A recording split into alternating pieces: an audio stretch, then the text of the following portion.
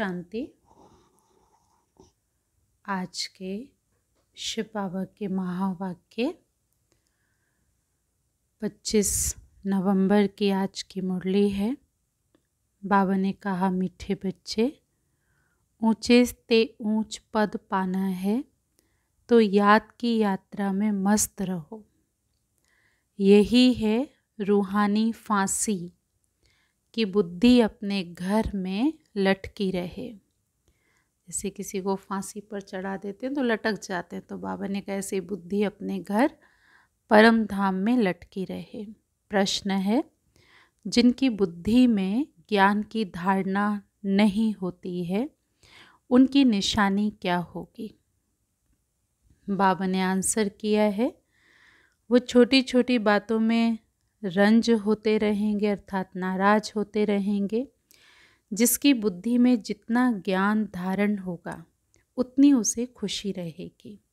बुद्धि में अगर ये ज्ञान रहे कि अभी दुनिया को नीचे जाना ही है, इसमें नुकसान ही होना है, तो कभी भी रंज नहीं होंगे, सदा खुशी रहेगी। ओम शांति। मीठे मीठे रूहानी बच्चों प्रति रूहानी बाप बैठकर समझाते हैं।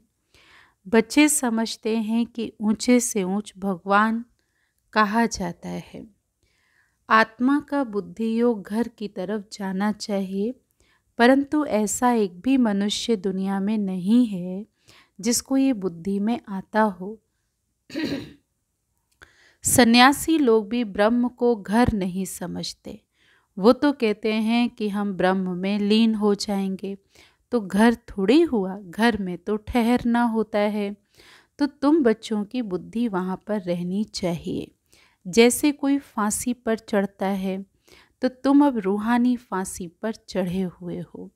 अंदर में हमको ऊंचे से ऊंच बाप आकर ऊंचे ते ऊंच घर ले चलते हैं, तो अब हमको घर जाना है। ऊंचे ते ऊंच बाबा हमको फिर से ऊंचे ते ऊंच पद प्राप्त कराते हैं। रावण राज्य में सब नीच हैं, वह ऊंच ये नीच, तो उन्हों को ऊंच का पता ही नहीं है। ऊंच वालों को भी नीच का पता नहीं रहता। जब सतयुग में है तो देवता हैं, शूद्र के बारे में कोई नॉलेज नहीं है। तो बाबा ने कहा, और जब शूद्र हैं तो देवताओं के बारे में कोई नॉलेज नहीं है। हाँ, ब्राह्मण बनने पर नॉलेज रहती है। तो अभी तुम समझते हो ऊंचे से ऊंचे एक भगवान को ही कहा जाता है। बुद्धि ऊपर में चली जाती है, वो है ही परम धाम में रहने वाला। ये कोई भी समझते नहीं हैं। हम आत्माएं भी वहाँ की रहने वाली हैं, यहाँ आते हैं सिर्फ पार्ट बजाने। ये कोई के ख्याल में नहीं रहता, अपने ही धंधे धूरी में लगे रहते हैं। तो बाप समझाते हैं कि ऊंचे ते ऊंच तब बनेंगे जब याद की यात्रा में मस्त रहेंगे। याद से ही ऊंच पद पाना है। नॉलेज जो तुमको सिखलाई जाती है वो भूलने की नहीं है। छोटे बच्चे भी वर्णन करेंगे, बाकी योग की बात को बच्चे नहीं समझेंगे। बहुत बच्चे हैं जो याद की यात्रा पूरी रीति समझते नहीं हैं। हम कितना ऊंचे ते ऊंच जाते हैं। मूल वतन, सूक्ष्म वतन, स्थूल वतन, 5 तत्व यहाँ पर हैं। सूक्ष्म वतन और मूल वतन में ये 5 तत्व नहीं होते। तो ये नॉलेज बाप ही देते हैं, इसीलिए उनको ज्ञान का सागर कहा जाता है। मनुष्य समझते हैं कि बहुत शास्त्र आदि पढ़ना ही ज्ञान है। कितना पैसा कमाते हैं, शास्त्र पढ़ने वालों को कितना मान मिलता है, परंतु अब तुम समझते हो कि इसमें कोई ऊंचाई तो है नहीं। ऊंचे ते ऊंच तो एक ही भगवान है, उनके द्वारा हम ऊंचे ते ऊंच स्वर्ग में राज्य करने वाले बनते हैं। अब स्वर्ग क्या है और नर्क क्या है, 84 का चक्र कैसे फिरता है, ये सिवाय तुम्हारे सृष्टि में कोई भी नहीं जानते।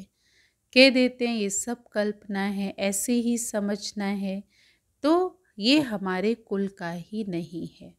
है ना, जो कहे कि ये सब कल्पना है, बाबा ने कहा ऐसे के लिए क्या समझना कि ये हमारे कुल का नहीं है। दिल शिकस्त नहीं होना चाहिए। ज्ञान सुनाते हैं ना और बाबा के नहीं बनते तो दिल शिकस्त हो जाते, तो बाबा ने कहा दिल शिकस्त नहीं होना चाहिए। समझा जाता है इनका पाठ नहीं है तो कुछ भी नहीं समझ सकेंगे। तो अभी तुम बच्चों का सिर बहुत ऊंच है। जब तुम ऊंच दुनिया में होंगे तो नीच दुनिया को नहीं जानेंगे। नीच दुनिया वाले फिर ऊंच दुनिया को नहीं जानते। उनको कहा ही जाता है स्वर्ग। विलायत वाले भल स्वर्ग में जाते नहीं हैं, फिर भी नाम तो लेते हैं ना, हेवन पैराडाइज था। मुसलमान लोग भी बहिश्त कहते हैं, परंतु उनको ये पता नहीं है कि वहाँ जाना कैसे होता है। अभी तुमको कितनी समझ मिलती है। ऊंचे से ऊंच बाप कितनी नॉलेज देते हैं। ये ड्रामा कैसा वंडरफुल बना हुआ है। जो ड्रामा के राज को ही नहीं जानते तो फिर वो कल्पना कह देते हैं। तो तुम बच्चे जानते हो कि ये तो है ही पतित दुनिया, इसीलिए चिल्लाते हैं कि हे पतित पावन, आकर हमको पावन बनाओ। बाबा कहते हैं हर 5000 वर्ष के बाद हिस्ट्री रिपीट होती है। पुरानी दुनिया सो नई बनती है, इसीलिए मुझे आना पड़ता है। कल्प कल्प आकर के तुम बच्चों को ऊंचे से ऊंच बनाता हूँ। पावन को ऊंच और पतित को नीच कहा जाता है। तो यही दुनिया नई पावन थी, अभी तो पतित है। तो ये बातें तुम्हारे में भी नंबरवार जो समझते हैं, जिनकी बुद्धि में ये बातें रहती हैं, वो सदा खुश रहते हैं। बुद्धि में नहीं है तो कोई ने कुछ कहा, कुछ नुकसान हुआ तो रंज हो जाते हैं, नाराज हो जाते हैं। बाबा कहते हैं अब इस नीच दुनिया का अंत आना है। ये है पुरानी दुनिया। मनुष्य कितना नीच बन जाते हैं, परंतु ये कोई समझते थोड़ी हैं कि हम नीच हैं। भक्त लोग हमेशा सिर झुकाते हैं। नीच के आगे सिर झुकाना थोड़ी होता है, पवित्र के आगे सिर झुकाना होता है। सतयुग में कभी ऐसा नहीं होता, भक्त लोग ही ऐसा करते हैं। तो बाप तो ऐसा नहीं कहते कि सिर झुका करके चलो। बाबा कहते बच्चे ये तो पढ़ाई है। गॉड फादरली यूनिवर्सिटी में तुम पढ़ रहे हो तो कितना नशा रहना चाहिए। ऐसे नहीं कि सिर्फ यूनिवर्सिटी में नशा रहे और घर में उतर जाए। घर में नशा रहना चाहिए। यहाँ तो तुम बच्चे जानते हो कि शिव बाबा हमको पढ़ाते हैं। सेंटर पे बैठे हैं, मधुबन गए हैं तो पता है ना शिव बाबा पढ़ाते हैं। ये तो कहते हैं कि मैं थोड़ी ज्ञान का सागर हूँ। ब्रह्मा तो नहीं है ज्ञान का सागर, ये बाबा भी ज्ञान का सागर नहीं है। सागर से नदी निकलती है ना, सागर तो एक है, फिर ब्रह्मपुत्रा हो गई सबसे बड़ी नदी। ब्रह्मा बाबा का यादगार। बहुत बड़े स्टीमर्स आते हैं, नदियाँ तो बाहर भी बहुत हैं। पतित पावनी गंगा ये सिर्फ यहाँ ही कहते हैं, बाहर में कोई भी नदी को ऐसा नहीं कहेंगे। पतित पावनी नदी है, फिर तो गुरु की कोई दरकार ही नहीं। तो नदियों में, तालाब में कितना भटकते हैं। कहाँ तो तालाब भी ऐसे गंदे होते हैं कि बात मत पूछो। उसकी मिट्टी उठा करके रगड़ते रहते हैं। भावना होती है ना, तो भावनावश गंदी होती है मिट्टी, फिर भी रगड़ते हैं। तो बाबा ने कहा बुद्धि में आया है ना कि ये सब नीचे उतरने के रास्ते से चढ़ती कला नहीं हुई, उतरते रहे, नीचे आते गए। वो लोग कितना प्रेम से जाते हैं। तो अब तुम समझते हो कि इस ज्ञान से हमारी आंखें ही खुल गई हैं। तुम्हारी ज्ञान की तीसरी आंख खुली है। आत्मा को तीसरा नेत्र मिलता है, इसीलिए त्रिकालदर्शी कहते हैं।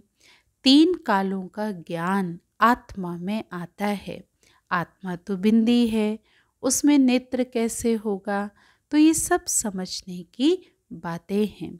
ज्ञान के तीसरे नेत्र से तुम त्रिकालदर्शी त्रिलोकी नाथ बनते हो, अर्थात समझ के नेत्र से।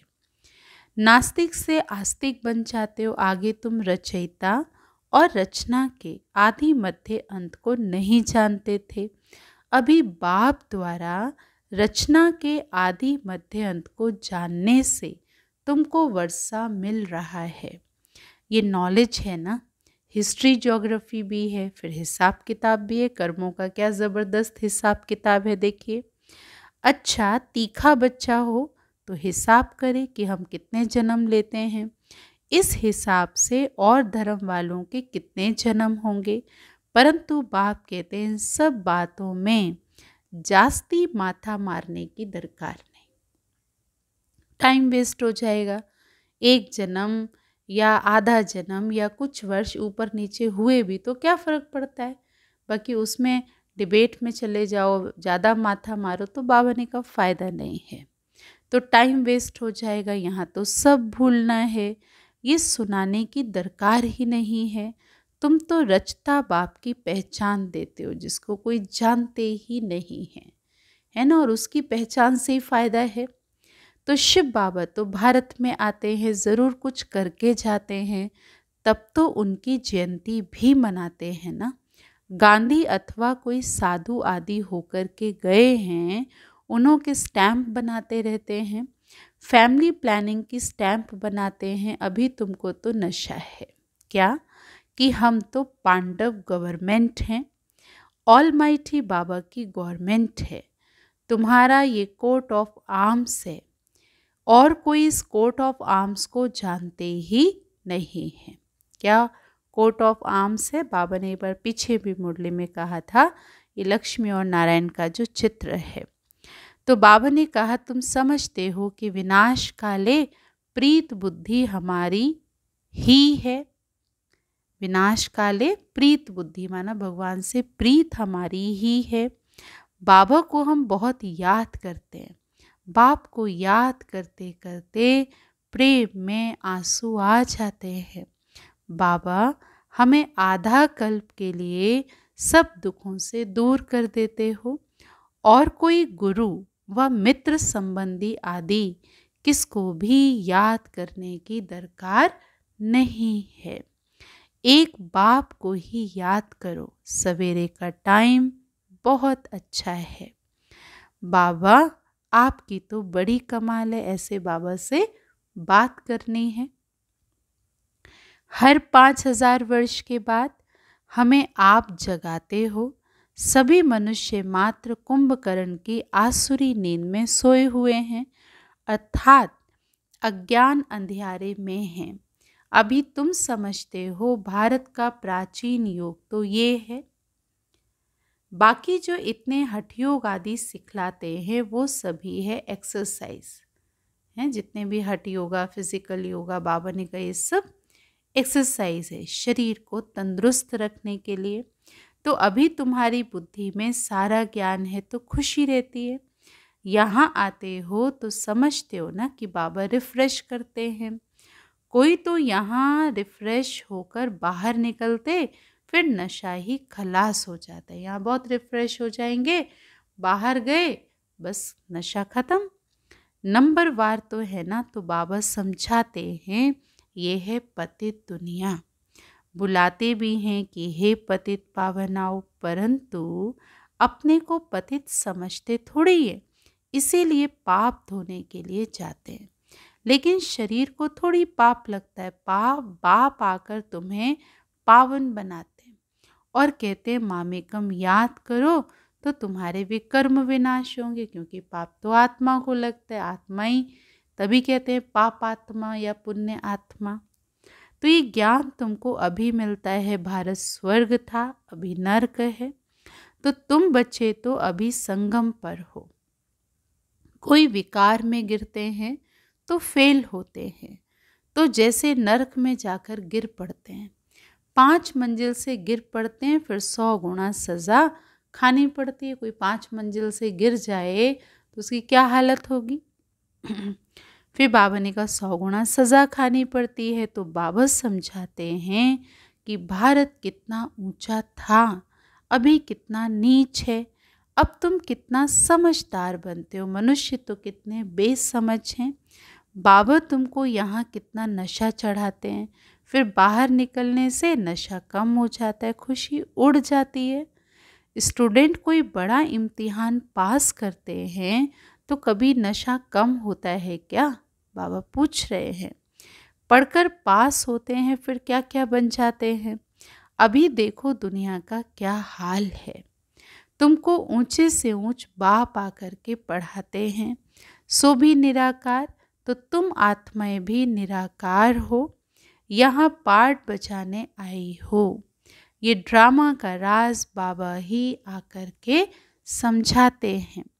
इस सृष्टि चक्र को ड्रामा भी कहा जाता है। उस नाटक में तो कोई बीमार पड़ते हैं तो निकल जाते हैं। अब ये तो बेहद का नाटक है ना। यथार्थ रीति तुम बच्चों की बुद्धि में है। तुम जानते हो कि हम यहाँ पर पार्ट बचाने लिए आते हैं। हम बेहद के एक्टर्स हैं, यहाँ शरीर लेकर पार्ट बचाते हैं। बाबा आया हुआ है, ये सब बुद्धि में होना चाहिए। है इम्पॉर्टेंट बात क्या है? बाबा आया हुआ है। बेहद का ड्रामा कितना बुद्धि में रहना चाहिए। बेहद विश्व की बादशाही मिलती है तो उसके लिए पुरुषार्थ भी ऐसा अच्छा करना चाहिए।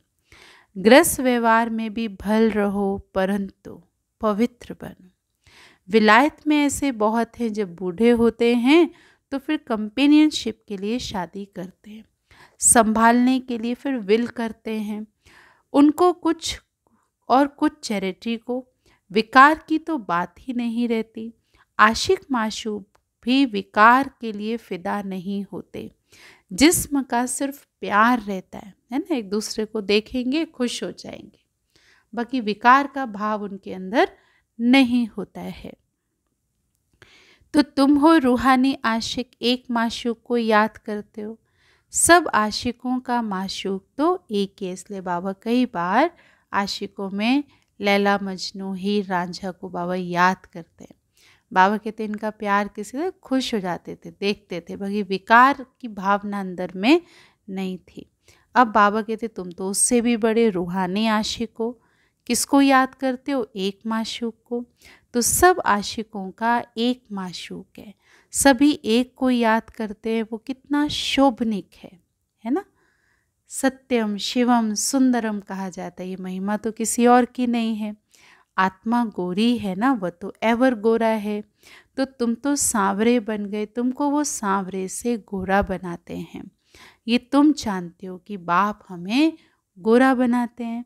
यहाँ बहुत हैं जो पता नहीं किस किस ख्यालात में बैठे रहते हैं। स्कूल में ऐसा होता है, बैठे बैठे कहाँ बुद्धि बाइस्कोप की तरफ, दोस्तों आदि की तरफ चली जाती है। सत्संग में भी ऐसे होता है, यहाँ भी ऐसे हैं। बुद्धि में नहीं बैठता है तो नशा ही नहीं चढ़ता है, धारणा ही नहीं होती जो औरों को कराएं। बहुत बच्चियाँ आती हैं जिनकी दिल होती है सर्विस में कहाँ तो लग जाएं, परंतु छोटे छोटे बच्चे हैं तो बाबा कहते हैं बच्चों को संभालने के लिए कोई माई को रख दो, है ना। तो ये तो बहुतों का कल्याण करेंगी। होशियार हैं तो क्यों नहीं रूहानी सर्विस में लग जाएं। मतलब वो संभाल तो कोई भी कर सकता ना, लेकिन ज्ञान की धारणा करके ज्ञान सुनाना, परिचय देना, ये तो बहुत कमाई की बात है। इस जन्म की तो क्या अनेक जन्मों की कमाई है, तो सब नहीं कर सकते। तो इसलिए बाबा कहते बच्चे अगर होशियार है तो क्यों नहीं सर्विस में लग जाएं। 5-6 बच्चों को संभालने के लिए कोई माई को रख दो। इन माताओं की अब बारी है खड़ी होने की, शक्तियाँ बनने की, है ना। बाबा आया शक्ति बनाने, तो नशा बहुत रहना चाहिए। आगे होगा पुरुष देखेंगे कि हमारी स्त्री ने तो सन्यासन को भी जीत लिया। ये माताएं लौकिक पारलौकिक का नाम बाला करके दिखाएंगे। तो बाबा अपनी बच्चियों पर, माताओं पर, बहनों पर बहुत आश रखते हैं और बाबा कहते हैं ये बाबा का नाम बाला करेंगे। अच्छा, मीठे मीठे सिकिलधे बच्चों प्रति माता पिता बाप दादा का याद प्यार और गुड मॉर्निंग। रूहानी बाप की रूहानी बच्चों को नमस्ते। हम रूहानी बच्चों की रूहानी बाप दादा को नमस्ते नमस्ते। धारणा के लिए सार है। फर्स्ट पॉइंट है कि तुम्हें बुद्धि से सब कुछ भूलना है। जिन बातों में टाइम वेस्ट होता है वो सुनने सुनाने की दरकार ही नहीं है। सेकंड पॉइंट है कि पढ़ाई के समय बुद्धि योग एक बाप से लगा रहे। पढ़ाई के समय बुद्धि योग एक बाप से लगा रहे। कहाँ भी बुद्धि भटकनी नहीं चाहिए। निराकार बाप हमें पढ़ा रहे हैं, इस नशे में रहना है। बाबा ने वरदान दिया है, बेहद की स्थिति में स्थित रहे, सेवा के लगाव से न्यारे और प्यारे विश्व सेवाधारी भव। बेहद की स्थिति में स्थित रहे, सेवा के लगाव से न्यारे और प्यारे विश्व सेवाधारी भव। विश्व सेवाधारी अर्थात बेहद की स्थिति में स्थित रहने वाले। तो ऐसे सेवाधारी सेवा करते हुए भी न्यारे और सदा बाप के प्यारे रहते हैं। सेवा के लगाव में नहीं आते, क्योंकि सेवा का लगाव भी सोने की जंजीर है। ये बंधन बेहद से हद में ले आता है। इसीलिए देह की स्मृति से, ईश्वरीय संबंध से, सेवा के साधनों के लगाव से न्यारे और बाप के प्यारे बनो तो विश्व सेवाधारी का वरदान प्राप्त हो जाएगा और सदा सफलता मिलती रहेगी। तो बाबा चाहता है हद के सारी चीज़ों से लगाव से न्यारे और प्यारे। वो कैसे होंगे? जब बेहद की स्थिति में स्थित रह कर के सेवा करेंगे, तब विश्व सेवाधारी बन सकते हैं। स्लोगन है, व्यर्थ संकल्पों को 1 सेकंड में स्टॉप करने की रिहर्सल करो। व्यर्थ संकल्पों को 1 सेकंड में स्टॉप करने की रिहर्सल करो तो शक्तिशाली बन जाएंगे। अच्छा, ओम शांति।